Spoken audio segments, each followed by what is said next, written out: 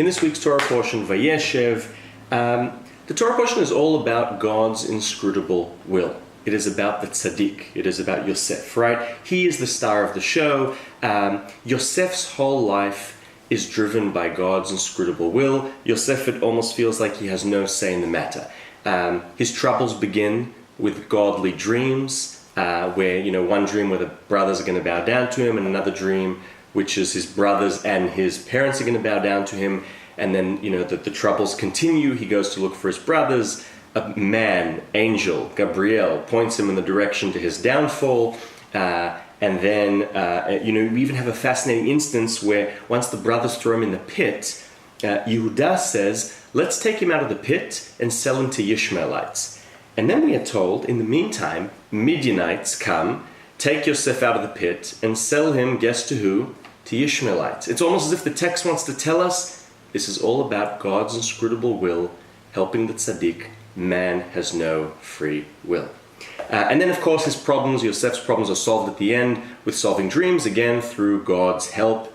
This is the God's inscrutable will model of Vayeshev. However, we have brackets, disruptive brackets. We have an alternative story in the heart of Vayeshev, and that is the story of Yehuda. If the rest of Vayeshev is about the tzaddik, then these disruptive brackets are about the Baal Tshuva, about Yehuda. And we know that Yehuda, after what happens, he can no longer look his father or his brothers in the eyes. He heads off and he sins, but then he repents. Right? We know this from the story. We all know the story of Yehuda and Tamar. He repents and he is a new man. Now, why do I need this story? If Vayeshev in the Bible is all about God's inscrutable will, why do I need these disruptive brackets about Yehuda and the Baal Tshuva? Why is this so important? To understand the importance, I think we need to understand where we are headed to, where the brother's story is headed to, and that is to Mitzrayim. What is Mitzrayim? So according to an old Kabbalistic manuscript, if Israel is the holiest place in the world, second to Israel is Mitzrayim, right? The two neighbors, the two parallels. What makes Mitzrayim so special? Why is Mitzrayim second in holiness, in its special spirituality to Israel? I think this is hiding in two words. The first word is Mitzrayim itself, and the second word is Paro. Let's understand the root of Mitzrayim, what we are facing here, the troubles ahead. If you take Mitzrayim, Mitzrayim has two outer letters. What is literally hiding inside the word Mitzrayim? Between the two mems, the first mem and the last mem, we have the letters which create the word Yetzer. Right? Yetzer is at the root, inclination is at the root of what is in Egypt. However, which kind of inclination is in the root of Egypt? For this we need to see what is inside Paro.